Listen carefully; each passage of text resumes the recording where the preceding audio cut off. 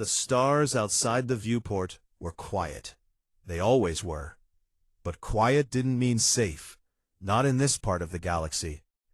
The ESS Meridian was a mid-sized exploration vessel. Nothing fancy. It carried a crew of 31, a full cargo bay of scanning equipment, and enough food to last 8 months in deep space. Captain Elena Vasquez stood at the bridge window and looked out at the dark between the stars. She had a coffee mug in one hand and a datapad in the other. She was reading a report about mineral deposits on a moon 3 systems away. It was, by all measures, a perfectly ordinary Tuesday. Then the proximity alarm went off. "Captain." The voice belonged to Lieutenant Darrow Chen, the ship's navigator. He was young, sharp-eyed, and currently staring at his console like it had just said something rude. "We have a contact. It just dropped out of faster-than-light travel, about 400 kilometers off our port side." Vasquez set her coffee down. "Ours?" "No. Unknown configuration. I'm running it against the database now." He paused. "It's not in our records." That wasn't unusual, technically. Humanity had only been in contact with the Galactic Conclave, the loose alliance of spacefaring civilizations, for about 30 years. There were species out there that humans had never formally met. The galaxy was big, very big. What was unusual was the size of the ship. It was enormous. The Meridian was maybe 200 meters long. The vessel that had appeared beside them looked to be closer to 2 kilometers. Long, dark, angular, built like something that fully expected everything else to get out of its way. "They're hailing us," said Communications Officer Yara Singh. "Put it through," Vasquez said. The image that appeared was not human. The creature on the other side of the transmission was tall, broad, and covered in dark green scales. Its eyes were yellow and vertical pupilled, like a crocodile's. It had a wide jaw, a heavy brow, and wore armor that looked like it had been made from something that used to be alive. Behind it, other figures moved, all the same species, all similarly armored. The room they stood in was dim and red-lit, like the inside of something's belly. The creature spoke. The translator built into the Meridian's communication system worked fast. The words came through a half-second after the creature's mouth moved. "Soft world vessel, you are in the expansion corridor of the Crethal Dominion. You will power down your engines and prepare to be boarded. Resistance will be punished." There was a silence on the bridge. Not a scared silence, more of a thinking silence.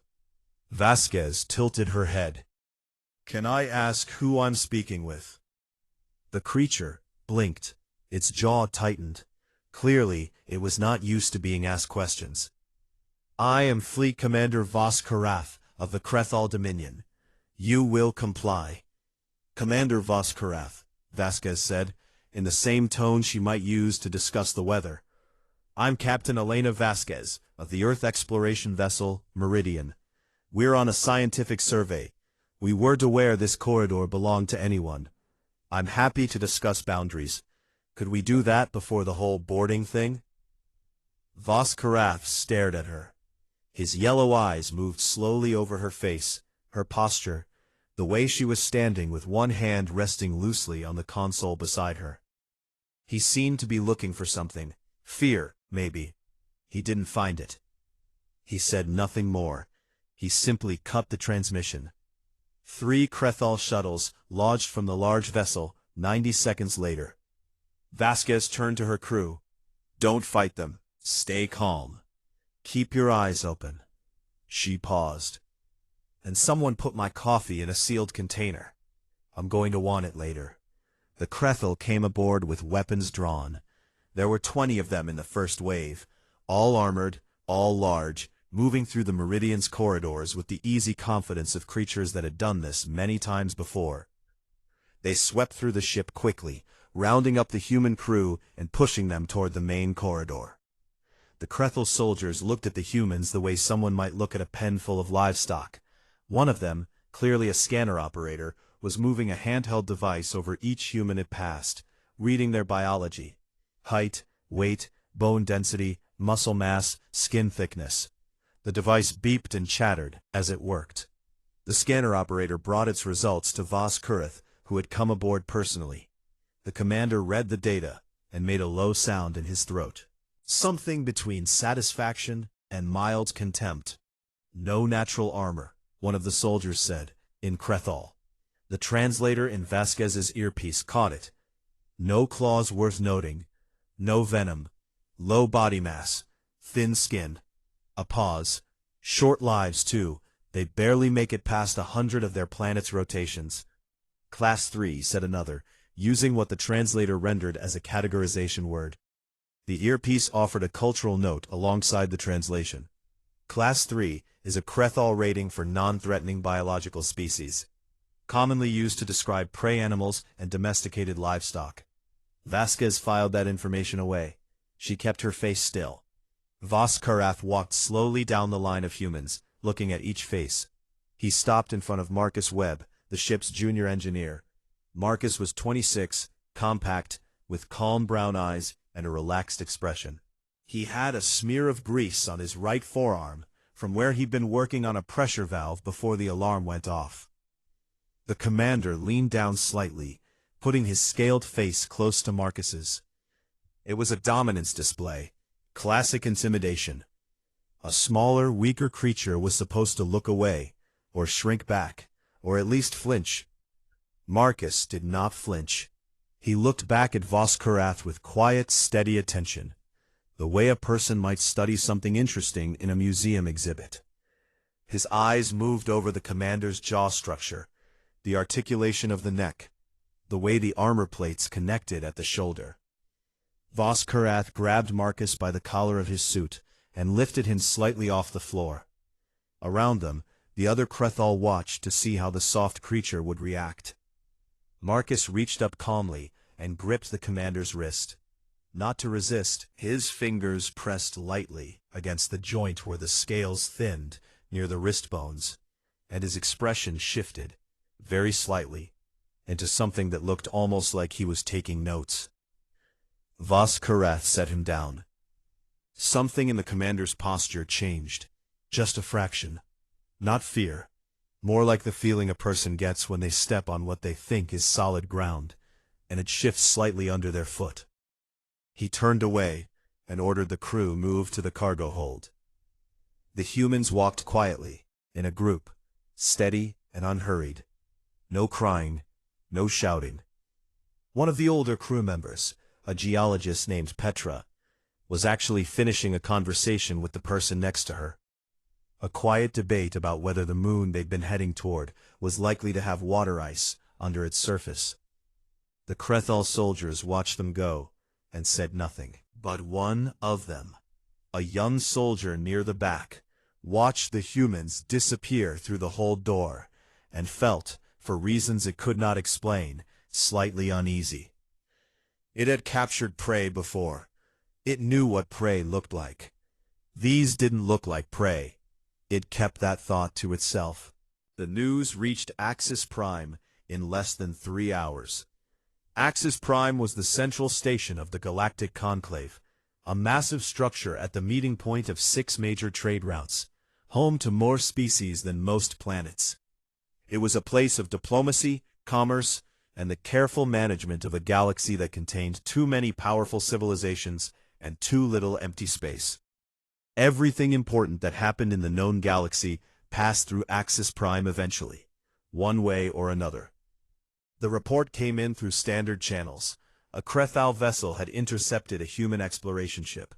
The humans had been taken aboard as detained subjects. The Crethol had flagged it as a routine border enforcement action. In the Crethol side of the Conclave offices, there was satisfaction. The Dominion had been expanding for decades, and this was simply another small step. In every other part of Axis Prime, the reaction was different. Senral noticed it first. The old Valori diplomat had lived on Axis Prime for 60 of his people's long years, which worked out to roughly 300 human years. He had seen a great many things. Wars started, wars ended, species rise, species disappear. He had learned, over those long years, to pay attention to the small signals, the way a room changes when something important shifts without anyone saying it aloud. What he noticed now was that the older species were quiet in a specific way. Not the quiet of not caring, the quiet of people who know something they haven't said yet. Sen-Ral went to his private archive room. He was the only one who still maintained a physical archive on Axis Prime. Actual data tablets, stored in temperature-controlled drawers, going back further than most digital systems had the patience to preserve. He began to search. He had a memory. Something from a long time ago, when he was younger and still junior in the Conclave Diplomatic Service.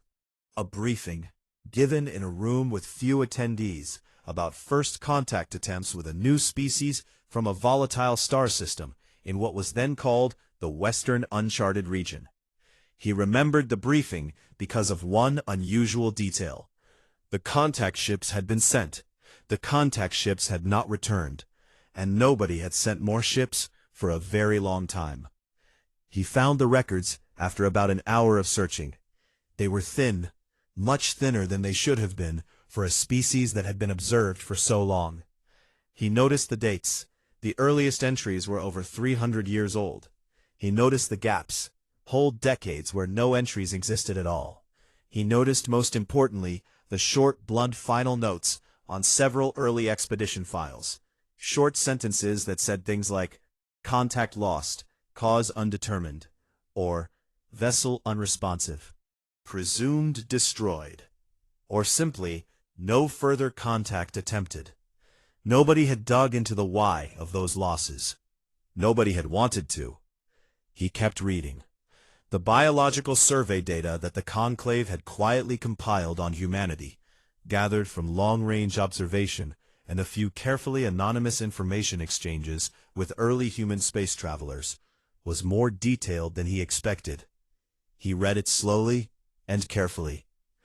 The humans came from a planet they called Earth. By the Conclave's standard planetary rating system, Earth was classified as a high hostility environment, a world with extreme temperature variations, high atmospheric pressure relative to the cosmic average, large bodies of corrosive liquid covering most of its surface, and a biosphere almost entirely made up of things that could and would kill an unprotected creature. Bacteria, viruses, large predators, small poisonous creatures, unstable weather, geological violence. The kind of planet that most spacefaring civilizations had left behind, or never come from at all.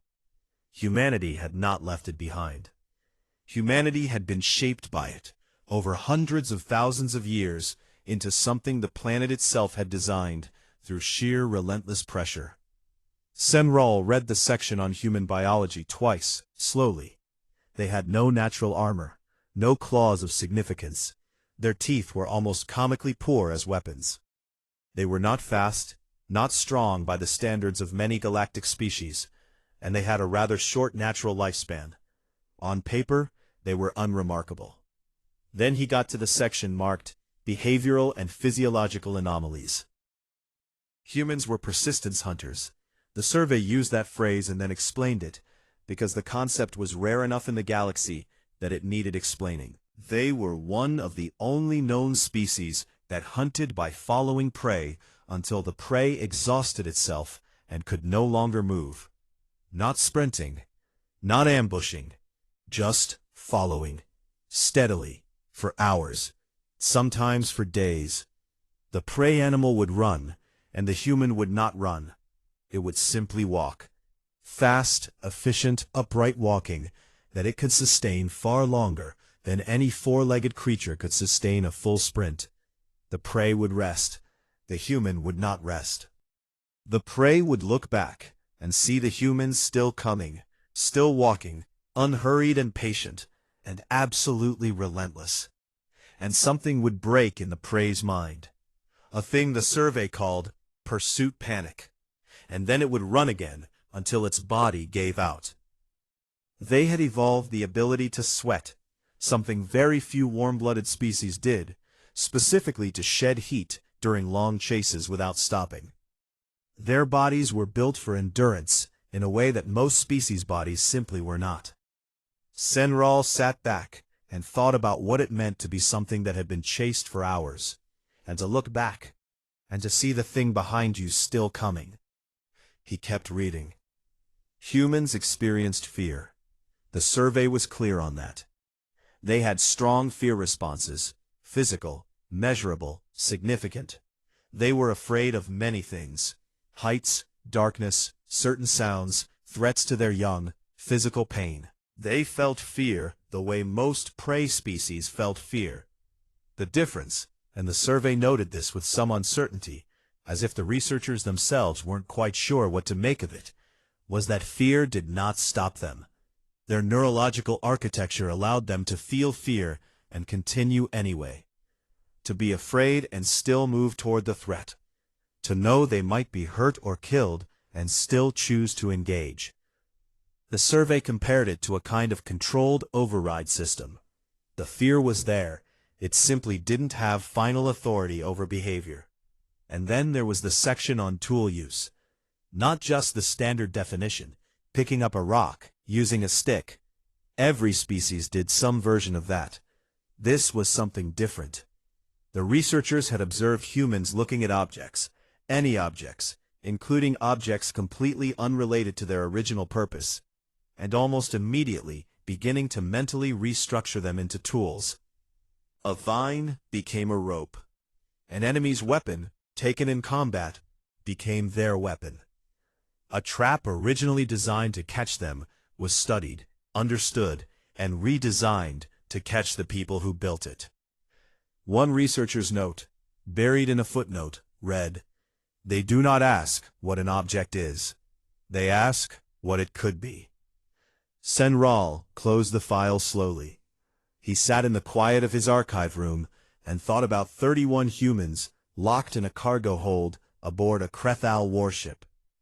He thought about what those humans were probably doing right now, and he felt something that his species called drehal, a word that translated loosely as the specific unease of knowing something bad is coming and being unable to stop it. He got up quickly and went to send an urgent transmission to Voskarath.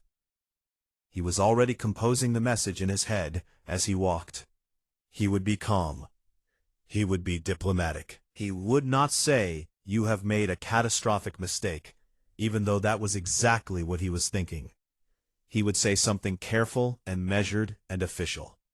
He got to the communications office and began transmitting. Then he found the channel to the Eternal Dominion was returning no signal. He tried again. Still nothing.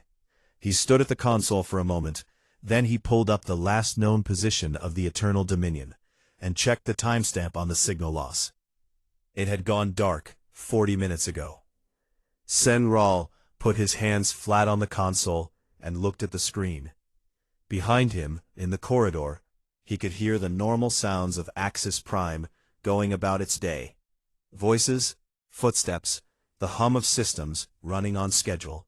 The cargo hold was large, cold, and made of dark gray metal. Strip lights ran along the ceiling, casting a flat white light over the floor. There were no chairs, no windows. The walls were solid, the door was thick, and the locking mechanism was on the outside. The Krethal had taken their communication devices, their datapads, and anything with an obvious power source. They'd left them their clothes, their boots, and nothing else. The hold smelled like metal and engine fluid. The door sealed with a heavy clunk, and 31 humans stood in the silence for about 4 seconds. Then Vasquez spoke. "All right," she said. "Let's get to work." No one panicked. No one sat down and stared at the floor. No one cried, or at least if anyone felt like crying, they kept it in their chest and let it fuel something useful instead. They had all heard the captain's words before the boarding. "Keep your eyes open." They had all understood what she meant. This was not over. This was just a different kind of mission now. Vasquez moved to the center of the hold and looked at her crew. "I need 3 things from everyone. First, what do you know about how this ship works? Any detail. Anything you saw during the boarding. Second, What do you have on you right now, physically? Check your pockets, your clothes, your boots, everything. Third, what can you do? Not your job title, what can you actually do? People started talking quietly and quickly. It turned out that Chen, the navigator, had an almost photographic memory for spatial layouts. During the walk from the meridian to the hold, he had counted steps, noted corridor widths, marked junctions, and identified 3 separate locations where he'd seen what looked like access panels to internal systems. He drew a rough map of what he'd seen in the grime on the floor with his fingernail. Geologist Petra had kept 2 small personal items that the Crethol hadn't considered worth taking. A compact metal stylus she used to mark rock samples, and a folded piece of dense synthetic paper she kept in her breast pocket out of old habit. Neither was exciting. Both were useful. Engineer Marcus Webb emptied his pockets and found one multi-tool he'd been wearing on his belt that the Crethol had apparently not recognized as a tool because it was folded flat.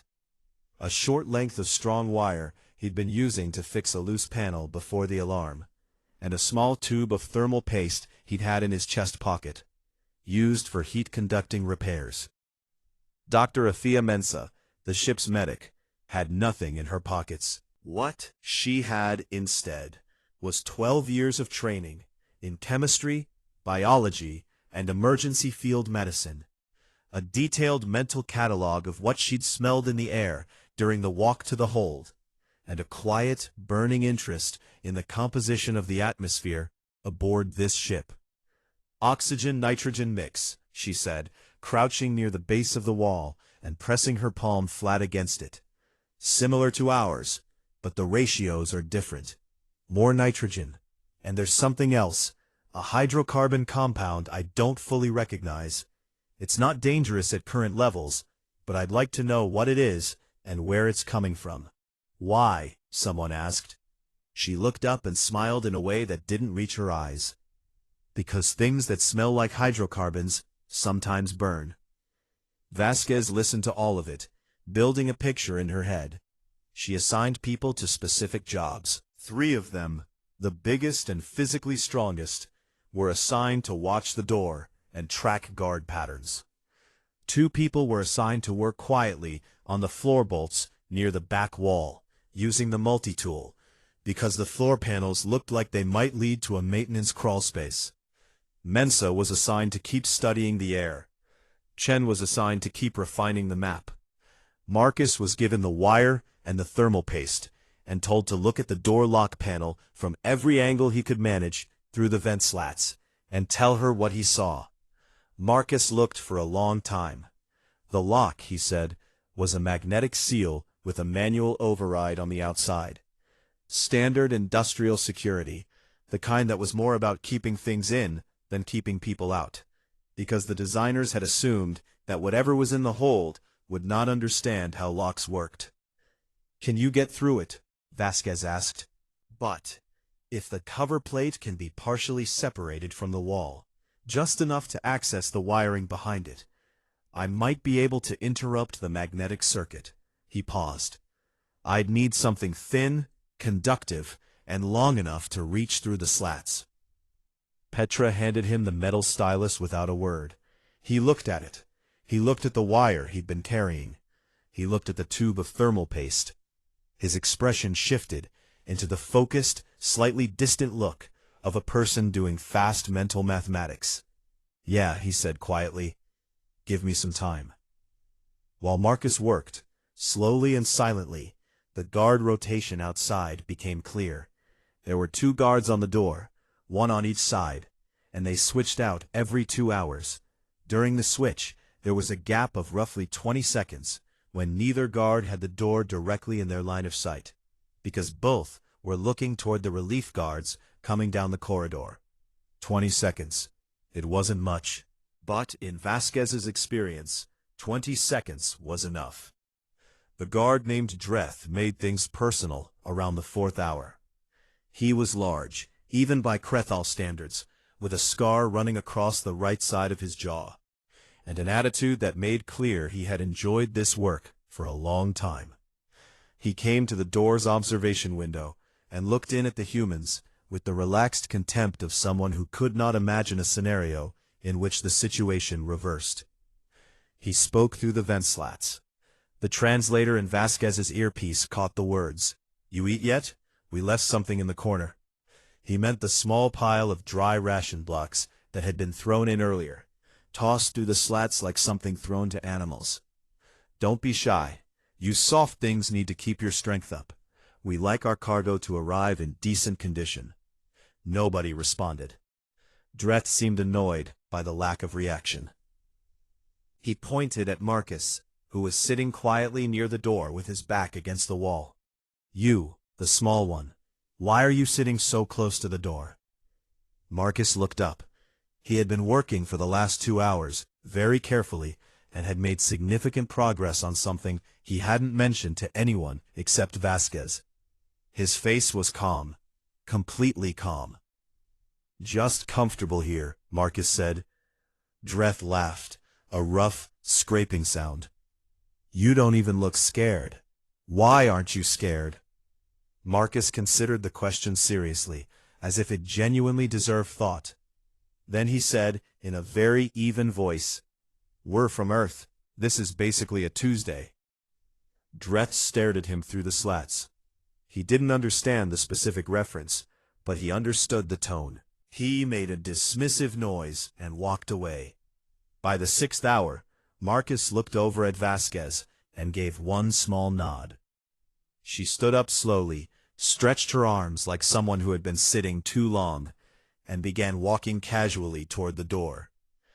Around the hold, in a pattern that looked random but wasn't, other crew members quietly shifted position, drifting toward the walls, finding their footing, reaching subtle understandings with the people next to them. Mensa moved to a specific spot near the back corner, where she had been quietly testing airflow patterns all afternoon. Chen moved to the wall closest to the access panel he had identified from memory. The 3 strongest crew members moved to flank the door. Vasquez stopped in front of it and looked through the slats. She could see the corridor. She could see the edge of Dreth's armor as he stood at his post, a few feet away. She could see the second guard on the other side, equally bored, equally certain. She looked back at Marcus. He gave her a very small smile. She turned back to the door. The lock made a quiet, almost polite clicking sound. The door swung open. Dreth heard the click and started to turn. He was fast, genuinely fast by any fair measure. He spun toward the door with his weapon coming up, before the door had even moved. But the door was already open, and the first person through it was not the person he expected. It was not the small engineer or the female captain or anyone who looked like trouble. It was 3 humans moving in a specific formation that left him nowhere useful to point the weapon, using the door frame itself as cover and his own forward momentum as something to redirect. He did not have time to do much about it. In the cargo hold, the lights flickered once. Then the humans moved. Vos Karath was in his command chair on the bridge when the first alert came through. It was a small thing. A door sensor in the lower cargo section had gone offline. His security officer mentioned it with the casual tone of someone who expected it to be a malfunction. A loose wire, a faulty sensor, nothing more. The ship was old in places. Things went offline sometimes. Vos Karath didn't even look up from the tactical display he'd been reviewing. Send a team to check it. The team he sent was 4 soldiers, heavily armed, fully armored, experienced. He did not send them because he was worried. He sent them the way you send someone to check a noise in the night, just to confirm there is nothing there. He would not hear from that team again. The corridors of the Eternal Dominion were built wide enough for 2 Krethal soldiers to walk side by side in full armor, which meant they were wide enough for a human to move through, with room to think. The ceiling was slightly higher than standard human height. The lighting was dim, reddish, designed for Krethal eyes that preferred low light conditions. For humans, it was workable. Not ideal, workable. Vasquez had taken stock of her crew's actual physical state. Hungry, tired, not quite warm enough. She had taken stock of their weapons, 2 Krethal sidearms taken from the door guards, 1 longer weapon that Chen had recovered, and an assortment of objects that were not weapons by design, but were weapons by application. She had taken stock of the ship layout as Chen remembered it. Then, she had divided her crew into 4 groups, and given each one a specific task, a specific route, and a specific rule. Don't fight unless you have to. Move, disable, disrupt. The goal was not to kill the Krethal crew. The goal was to make it impossible for the Krethal crew to coordinate. It was a simple idea, and it worked because the Krethal had spent so long fighting species that either had armies or had nothing. They had no framework for a small, unarmed, imprisoned group that reorganized itself into a tactical unit in under 6 hours, and then executed a ship takeover with what amounted to improvised tools and a very clear sense of priorities. Marcus went for the engineering systems. He moved fast through the lower maintenance corridors, narrow crawl spaces that no fully armored Krethal soldier could follow him into, and reached the ship's internal network hub in under 12 minutes. He was not a hacker. He did not need to be. He found the routing system for the ship's internal communications and did something very simple. He physically disconnected 3 key relay nodes. Nothing dramatic, no explosion, just 3 connections removed. Suddenly, the bridge could not talk to the lower decks in real time. Suddenly, the security teams scattered across the ship were operating alone. Chen and 2 others went for the weapon storage bay that Chen had spotted during the boarding walk. They moved quietly, used a longer Krethal weapon to handle the 2 guards outside before an alarm could be raised, and locked the bay from the inside. 80% of the ship's secondary weapons were now behind a door that only opened from the inside, where humans were standing. She stayed near the cargo hold, which sat adjacent to the engine section, and she spent 20 minutes doing something very careful with the ventilation system that connected the 2 areas. She had identified the hydrocarbon compound she'd been smelling all day. It came from a coolant line that ran behind the engine section's east wall. Old, slightly leaky, just enough of a seep to be detectable to someone paying attention. She didn't ignite it. She didn't need to.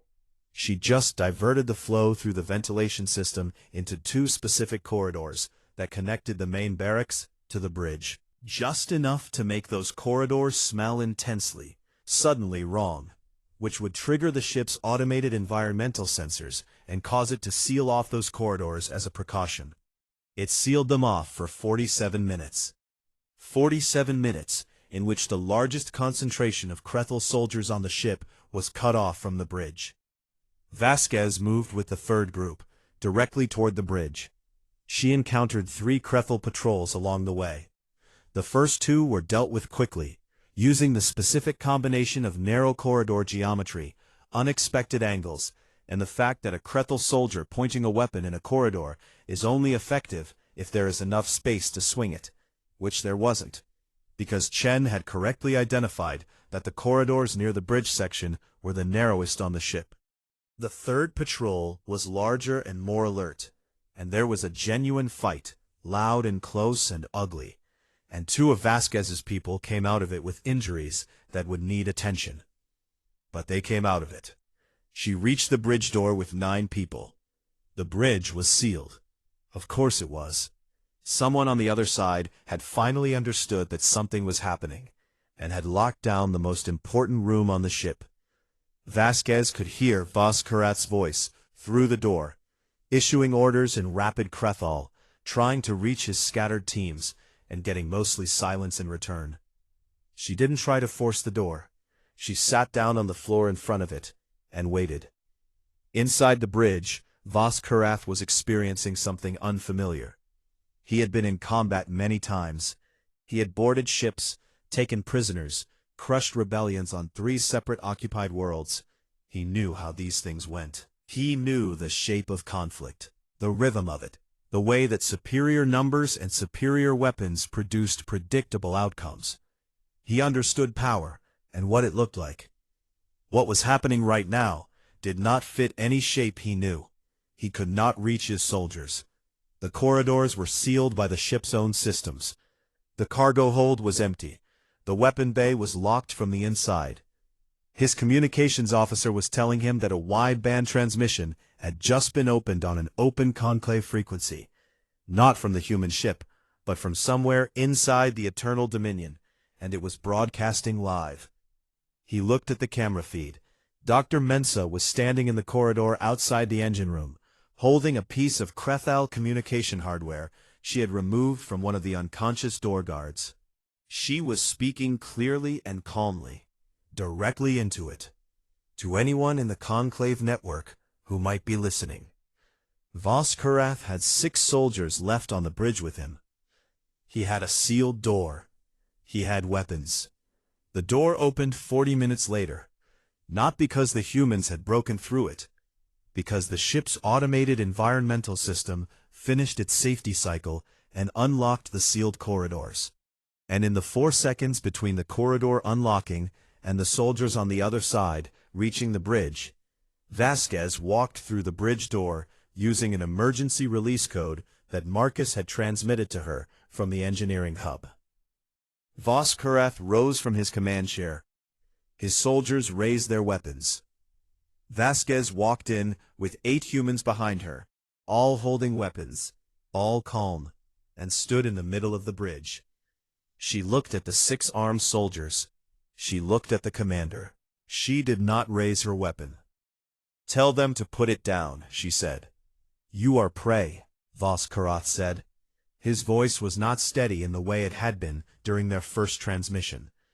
There was something in it now, not quite fear, but the relative of fear, confusion, the specific distress of a creature who has stepped into a world that no longer works by the rules it learned. "You have no claws, no armor, no fangs." He stared at her. "What are you?" Vasquez looked at him for a moment. Just a moment, quiet and steady. "We're the species," she said, "that looked at something stronger than us, something faster, with bigger teeth and harder skin, and didn't run. We watched it. We learned it. We figured out its habits, its weaknesses, its patterns, and then we hunted it. For days if we had to." She paused. "And then we ate it. That's what we are." The bridge was very quiet. Voskurath lowered his weapon. He signaled his soldiers to do the same. His jaw was tight, his eyes unreadable, but his hands had stopped moving. He was, whatever else he was, not an idiot. He understood when a situation had ended. Vasquez turned to her crew. "Secure the bridge. Get Mensa on comms. I want medical attention for Jose and Rodriguez." She turned back to Voskurath. "You and your crew will be unharmed. I want that understood clearly, by you and by everyone watching." She glanced toward the open broadcast channel. "We don't do this because we enjoy it. We do it because we don't accept the alternative." She sat down in the navigator's seat, not the command chair, deliberately, and hailed Axis Prime. The frequency opened. She could hear in the background behind the conclave operator's voice the sound of a very large room that had gone completely silent.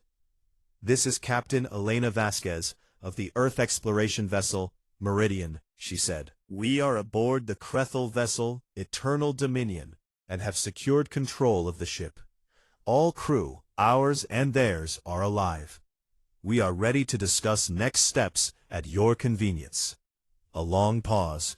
Then the conclave operator said, in a voice that was doing its best to stay professional, "Received, Captain Vasquez. Please, stand by." 1 month later, the Great Hall of the Galactic Conclave was full. This was not unusual. The hall was designed to hold representatives from over 300 species, and there were sessions every week where it came close to capacity. But those sessions were routine. Trade agreements, border adjustments, resource allocation talks, the slow, steady business of keeping a multi-species civilization from falling apart at the seams. This session was not routine. The hall had filled earlier than any session in the last 40 years. species that rarely sent physical representatives, preferring to participate remotely from the comfort of their homeworlds, had sent actual people this time. Ambassadors who had not left their ships in decades were seated in the gallery. The press gallery, such as it was overflowing. Species that did not have eyes were attending through sound and pressure systems. Species that could not breathe the station's air were in sealed observation pods along the upper tier. Everyone, by whatever means they had available, wanted to be present. The broadcast from the Eternal Dominion had been watched by more people across more species than any single transmission in Conclave history. It was still being watched, replayed, analyzed, discussed on every communication channel in the known galaxy. There were debates about what it meant for galactic security. There were philosophical arguments about the nature of predation and intelligence. There were, in certain circles, a significant amount of very urgent military reassessments. The Krethal delegation was present, seated in their usual position in the front tier. They were quiet. They had been quiet for a month. Vas Kurath was not among them. He had formally requested to be removed from the delegation after the incident. The Krethal, who were there, sat with the careful stillness of people who were very aware that everyone in the room was acutely aware of them. Sen Ral stood at the presenter's platform in the center of the hall. He was very old, and he moved slowly, but his voice was clear and carried easily through the hall's acoustics. He presented the case for humanity's formal conclave recognition. He did it methodically, calmly, with the long practice of someone who had made many such presentations over many long years. He outlined the history of human space travel, their current territorial range, their technological development, their existing diplomatic relationships with the few conclave species they had formally interacted with. Then he presented the biological reassessment file. Humanity's conclave classification, which had sat, largely unexamined, at Class 3 prey species for nearly 30 years, was formally reviewed and struck. The review committee had met for 2 weeks and produced a replacement classification of 8 pages. He summarized it briefly. The new entry began with a single header: Apex Classification, Unassigned Threat Tier. The hall was very quiet as the new classification appeared on the screens around the room. Then Vasquez stood up. She had been seated in the lower tier, in the section reserved for species pending formal recognition. She was wearing a clean uniform. The Meridian crew had been taken to a conclave medical station after their return, treated for their minor injuries, and given time to rest and get their things in order. She looked, by the standards of the many non-human species watching her, startlingly unremarkable. Medium height, medium build, no visible weapons, no armor, no remarkable physical attributes. A creature that a quick glance would dismiss entirely. The floor was given. "Thank you," she said, and her voice in the hall's excellent acoustics was clear and steady. "I want to say, first, that my crew and I are grateful for the medical care and the hospitality extended to us over the past month. That has meant a great deal." She paused. "I also want to formally request a change to the proposed new classification." A low sound moved through the hall, not quite a murmur, more like the collective exhale of 300 species adjusting their attention. "The unassigned threat tier designation, I understand why it's been proposed. I don't think it's wrong exactly, but I don't think it's complete." She looked around the hall, slowly, making a point of looking at as many different species as she could see. "Humanity comes from a hard place. I won't pretend otherwise. Our planet tried to kill us in approximately every way a planet can try to kill something, for a very long time. What came out of that process is what you saw in the broadcast. Stubborn, adaptable, very difficult to stop once we've decided not to stop." She allowed a small pause. "But that's not the whole story." She reached into her jacket pocket and placed something on the small table in front of her. A sealed data file, submitted to the official conclave record. "Humans don't want territory. We don't want subjects. We don't want to walk into this hall as something to be afraid of. We want to walk in as partners." Her voice didn't rise. It didn't need to. "We survived a death world, yes. We fought our way off it and out into the stars, yes. But we didn't do that because we love violence. We did it because we are, at the core, deeply, stubbornly interested in continuing to exist. And we have learned, through a lot of very hard experience, that continuing to exist goes better when you're not doing it alone." She looked at the Crethall delegation directly for the first time since she'd stood up. She held their gaze for a moment. Not with anger, not with triumph, just steadily. "We are returning the eternal dominion to the Crethall dominion, fully intact. The crew was not harmed. All of this was entirely unnecessary. We hope everyone has noted that." She looked away. "What I am formally requesting is that humanity's conclave classification be changed to protected allied species, open to diplomatic partnership, committed to conclave law, and fully prepared to defend both ourselves and anyone who stands with us, if it comes to that." Another pause. "We'd rather it doesn't come to that.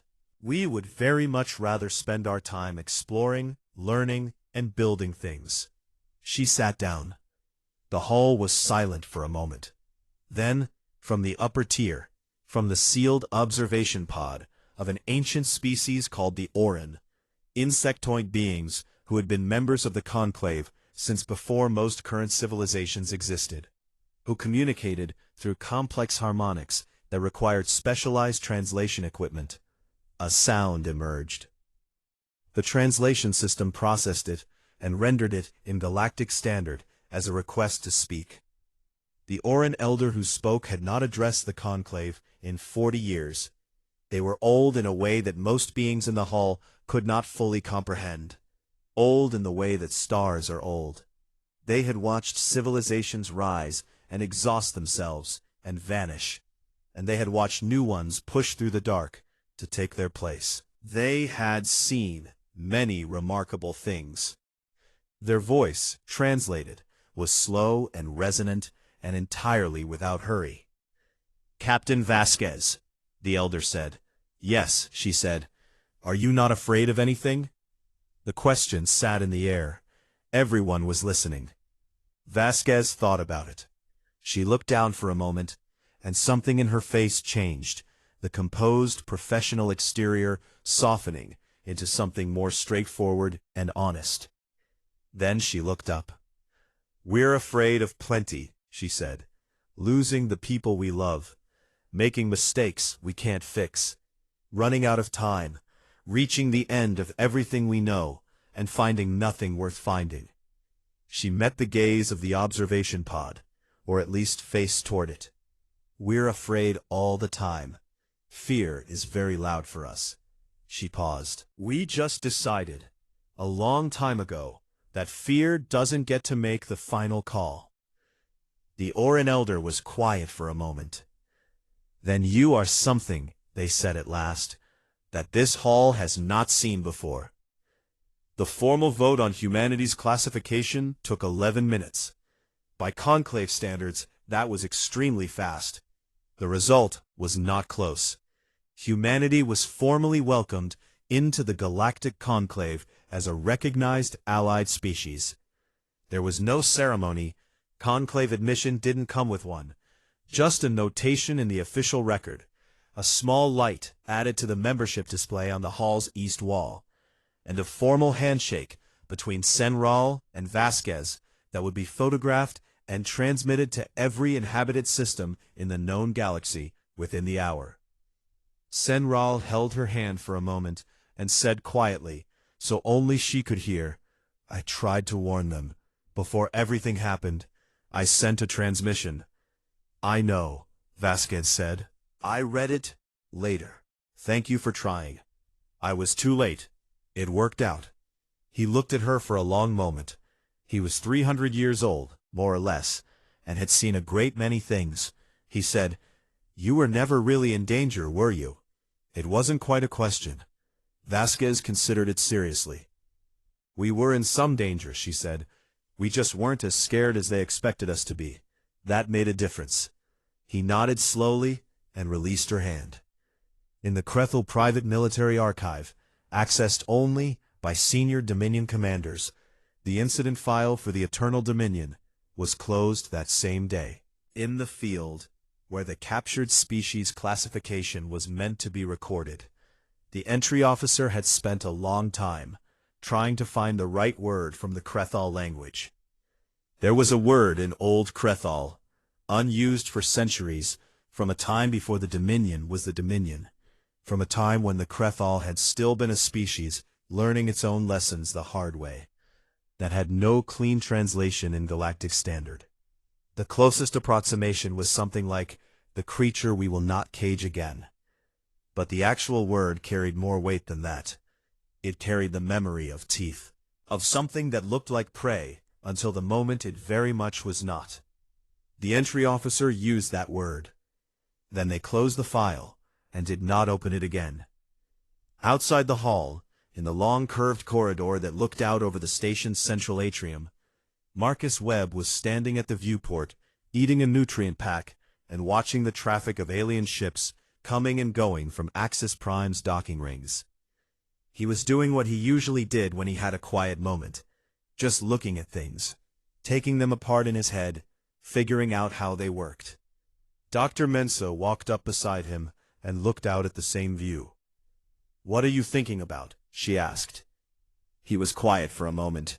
Then he said, "How many of those ships are going to need engineers?"